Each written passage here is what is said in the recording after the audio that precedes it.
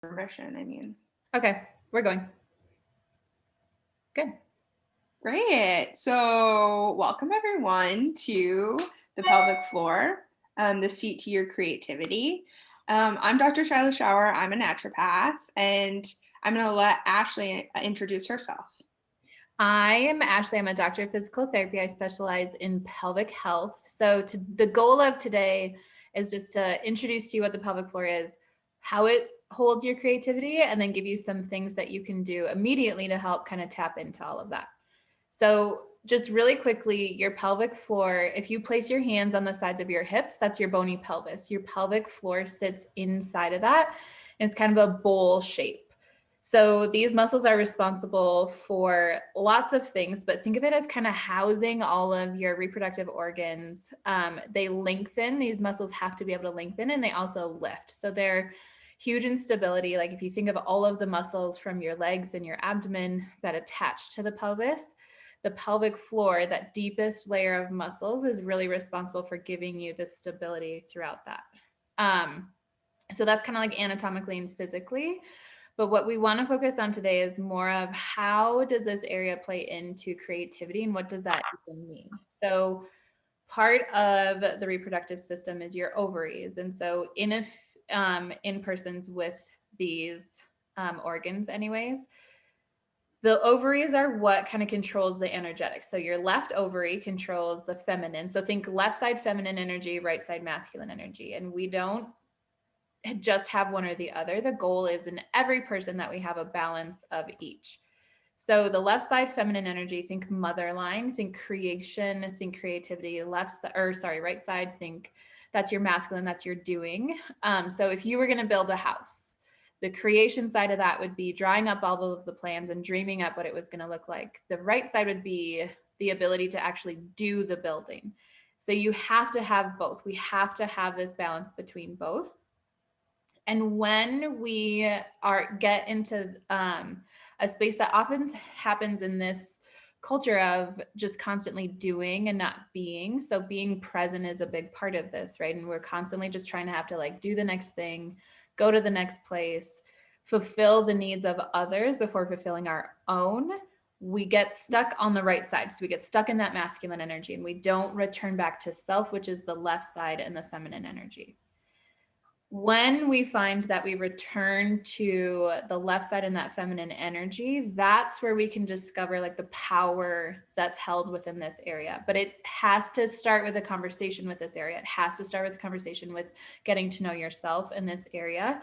I'm gonna let Dr. Schauer talk a little bit about like how do we connect into and like know how to like connect into the root, and she's going to speak a little bit more on that, and I'd love to hear her take on like what this means as it presents in medicine and how like if creativity isn't showing up in your life in other areas, how that's more of a concern. So yeah, I'm gonna let her go over that right now. Yeah, great. Yeah, so that's a really great question. So a lot of times a question that we ask, right, is how's your libido? Because that's going to tell us a lot about what's going on with the hormones and that sort of stuff. So to me, if someone comes to me and they say, I have a really low libido, but I am an artist, or I'm painting, or I'm creating, or I'm starting a business, or all this creation is sort of flowing out in different avenues, I'm less concerned about a low libido. If we're seeing low libido and low creativity, low energy, and all that sort of other stuff, that's a different story. And that's going to tell you, what's kind of going on that pelvic floor area. um there's a lot of pathologies that we hold there. There's a lot of stuff there with the reproductive organs along with some of the intestines. Yeah, and so it's this really like creative place. And in yoga we kind of talk about it as like the dumping area where we just dump all of this stuff and we don't go through it. It's this energetic area that connects us to our root and security and then creativity and sensuality and pleasure and passion. And especially with the cultural stuff too, there's different elements, right? Like maybe pleasure and passion were thought about as negative things. So it's tough for us to connect to that place. Or maybe the creativity that came out in a child was then told to do something more logical and practical, right? So it's kind of like this suppression area that even sometimes just deep breathing can kind of bring up a lot of stuff that we didn't even know was there. Um, and we put it there for a safety mechanism, right? And so working with that area, even the lower abdomen or the abdomen itself, if I've had patients in physical exams when just palpating the abdomen to see what's going on to make sure we don't have any masses, a lot of emotions come up, right? So this area we don't touch, we don't connect to. Maybe we do in the bedroom in a pleasure area, but we again maybe have these deep rooted things around pleasure and what that means. So it's an area that a lot of manifestation of different things can come up, and it can be very physical, of course, and it also can be very energetic.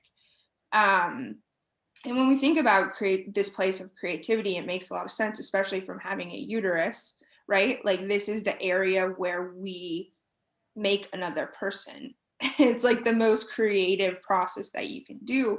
But I also, want to remind people that that's not the only form of creation. Like you're here making a beautiful life and a beautiful world.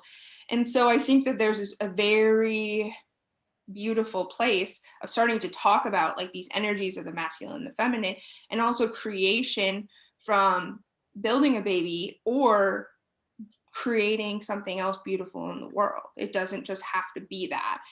And it's a place, like where we're storing all this stuff that when you start going through it and unraveling it and work with someone who does pelvic floor, a lot of stuff is going to come up that you need to move through, but it's intense.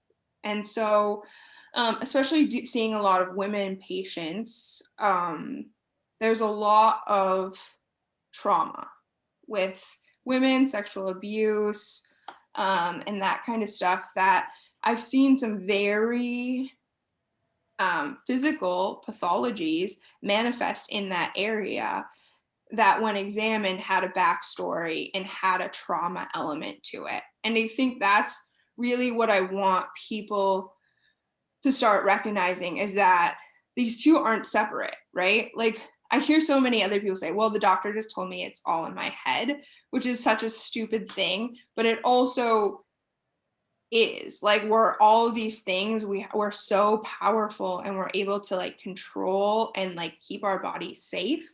And so it's a trauma response that's in some way was protective. Mm-hmm. And so how can we from a safe space go back in there and start healing? Yeah. Yeah. So when you think of like what she was talking about, where like it's the place you dump everything. So because what we haven't mentioned yet is your root chakra and your sacral chakra. So your pelvis, your root chakra is right at the base, like think tailbone. Sacral chakra is like right in front of your sacrum. So think of chakras as like these energetic balls, and the balls of energy should be freely flowing. And if it helps to think of it as like a sphere of spinning energy that doesn't stop, think of it as that, because sometimes we need to like put an image to something. And when we go through trauma, which literally we all have trauma in our life, and you hear the word trauma and you automatically think something big, but it's often like the tiny daily traumas that build up the most tension because we don't recognize it as trauma and then we don't do anything about it. So all of a sudden these spinning spheres of energy start to slowly stop spinning. And then what happens is we get tension and physically in the pelvic floor muscles. So there actually becomes like physical tension, but then the energy stops spinning as well. So now we have stagnant energy that's stuck in your pelvis, the space that's responsible for your creativity. But like she was also saying, your safety. This is where we get our safety and our security, not just like out in the world or with your partner or with your family, but most importantly within yourself. And so if we're not paying attention to what's being housed in this area and what this energy is doing, the safety slowly starts to move away from you. And the further away from you it gets, the more you're not living in alignment with your values.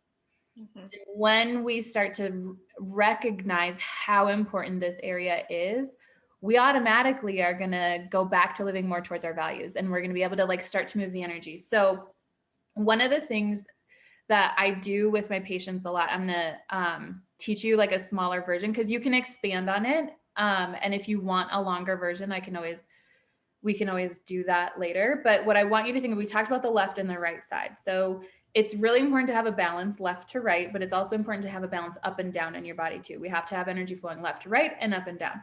So what you can do is take your hands and place them on the triangle part of your pelvis. So like fingertips are kind of down by pubic bone. And you're just gonna give yourself a couple seconds to really just deep breathe. So think of expanding the pelvis with your air. Almost, if you need an image, you can think of a balloon. As you inhale, the balloon is building. And as you exhale, the air isn't totally leaving, right? The air is staying there. That's what's going to help move the energy, okay? So inhale, fill the pelvis with the air. Exhale, you're releasing anything that's unwanted in this moment. And then what I want you to start to do is picture that sphere of energy. And if there's part of the sphere that's stuck, can you grab one strand of that energy and exhale it out? The part that's not moving. Exhale that string of stagnant energy that's not moving. And then as you inhale, you're filling that space now with more air. So the energy that's ready to be moving can freely move. You're freeing up this space. And you might find that some images pop up along the way, or you might find that you get a memory or a thought that comes into your head, or you start to feel a little like unsettled. Sometimes people will describe like a buzziness. Just notice that. You're not trying to dismiss it. You're not trying to figure out what that memory means. You're not trying to figure out what that thought means. You're just noticing what's happening. And then notice if you can start to move that sphere of energy from side to side, almost like you're watching water sway side to side in a bowl. Like you're letting the contents of your pelvic bowl just kind of swish side to side. It's not a big swish. It's just a gentle rocking side to side. So you're moving right to left with the energy, and then you're also moving up and down with this energetic flow of like you're taking out the strand of stagnant energy. So you're peeling it away from that sphere that's not moving, exhaling it out, and you're inhaling in more movement. The inhaling in of more movement is going to help you with the right to left side as well. So you can go as deep into this as you want. This is a meditation that can be super helpful when you are in like stress response mode as well, because it'll teach you to come back into this space. Remember, this is a space where you find safety and support. So when you're questioning or something comes up that really rocks, that's like really rocking you in that moment, go back to this. This is where you'll find the safety, and see if you can move the energy a little bit. See if you can release some of the stuff that's not wanted and bring in the stuff that makes you feel safe. Mm-hmm. Yeah. That feels really good. And then, so you can do this sitting or lying. Honestly, the deeper, when you start to do it, you might be like, well, I don't know. I don't know if I'm moving the energy or not.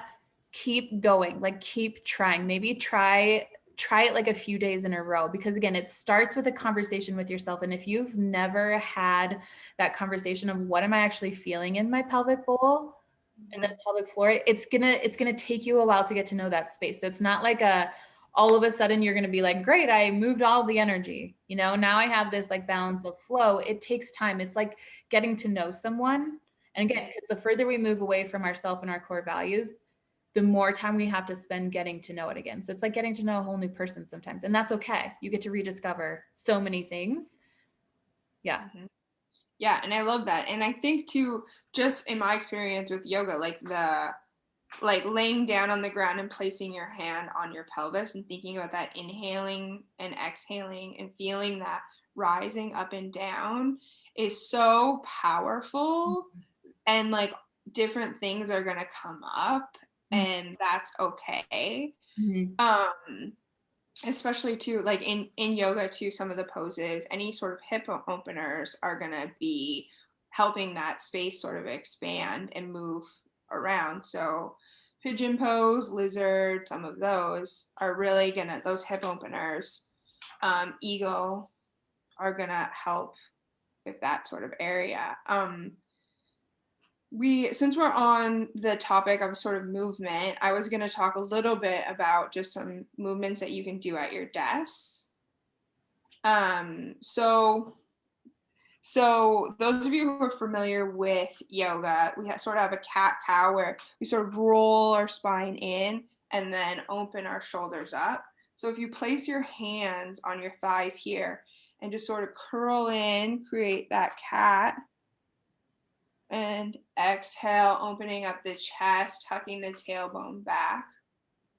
Inhale, curling in. Just sort of moving that spine, thinking about that spine sort of moving. And it helps you sort of wake up the whole entire spine. And coming up to a straight pose here, just taking the left hand and placing it on your right left thigh and twisting as far as you can over that right shoulder. So just creating a twist here. So on the inhale, lengthen up, and exhale, twisting and looking a little bit deeper. So do that with a couple times. Inhale, lifting up, exhale, twisting deeper. Inhale, let's come back to center. And same thing, right hand on left thigh, inhale, lengthening, exhale, twisting over to the left, looking past that left shoulder. Inhale, lengthening, exhale, twisting. So we're waking up that spine here from the top of the head to the sacrum. Inhale, coming back. And then if you have the space, you can even do a forward fold. I'm kind of working at a desk here, but just any sort of breathing and twisting in that spine to wakening up the whole spine will really help activate that sort of root chakra, sacral chakra as well. So lastly, I just wanted to talk a little bit too about, one herb that is something that I think about for creativity and kind of supporting that. It's one that we use a lot for female cycles, for women who are low in estrogen. It's a very menopause herb. It's called black cohosh. And it's something that I think about not only just when I'm seeing low estrogen in women, but also when I'm seeing that depletion of creativity all around. So that's an herb that's kind of fun to play around with. I also really like, when we're talking about this sort of energetic sphere, working with low dose flowers. So any sort of flower essence to sort of help sort of waken up those more subtle energies in that energy field, right? So with plant medicines, we can use them either biomedically, like you would a drug, where you're just taking out a constituent that you want to work on a mechanism of action, or we can take it and use it in a lower dose energetically. And I think when we're talking about connecting with the pelvis, and we're talking about connecting with our energetic field, using those plants in more of a low dose is something that can be really great. One other one that I think about a lot for the uterus and tonifying the uterus is raspberry leaf. When you think about raspberries themselves, they look like a uterus. So just even playing around with something like that, like eating raspberries or steeping the leaves and taking a tea with it, and kind of just maybe doing that and then doing the breath work and feeling into that pelvic floor and kind of see how the energy sort of shifting differently. Yeah. Love that. I actually love raspberry leaf tea. Oh my gosh, I really love it too. I have it like every period. It's amazing. Mm-hmm. It's really great. Okay, so for the people who are on here, does anybody have questions? You can type it in the chat box, or if you want, you can unmute yourself and ask questions, but we have time. So if you want to type something, and if not, that's okay. You can always reach out to us individually. If you have a question for one of us individually, we'll be emailing this webinar out so you can reach us that way. Anybody? I have a question for you, Ashley. Okay. So with the breathwork meditation, Yeah. how long are you doing it? Yeah. So that's a really good question. And oftentimes, so I will actually do that meditation while I'm giving a treatment. So I do like internal energetic movement while they're like meditating through and we talk about it. So honestly, that can last up to like 40 minutes. When I give people or talk about meditation at home for people, it can be really a daunting thing. Especially if you've never meditated before, because I think a lot of people think that like, oh, I can't quiet my mind enough, or thoughts come in and that like ruins it. But thought comes in when you're meditating, you just acknowledge it and you like let it pass. It's okay. Like you don't have to stop. It didn't ruin the meditation. So I usually have people literally start with just 2 minutes. Work up to a total of 10 minutes a day if you can, but break it down into smaller pieces so that you're not having this like huge, like I have to sit still for 10 minutes and do this one thing. Like that can be a lot. And especially if you're like busy, but this is a really good, like 2 minutes here or there throughout your work day will like totally change. And is there like a particular time? Like, is it something that's best to do like consistently in the morning? Or are you, having a response to something and it's best to like check in? So that's a good question. So if you get into the practice where doing it in the you realize, so this is the thing, right? Like the purpose of this is to start this conversation with yourself. Like, how am I feeling? Where do I feel energy stuck? And where is it flowing? That kind of stuff.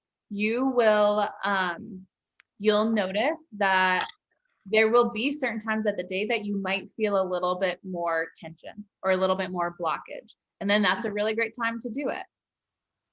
So if you're going to break it up though, especially to start, I would think like, okay, so once in the morning, maybe once mid-morning, mid-afternoon, evening, and then before bed, right? Like, so those are good times, like good chunks throughout the day.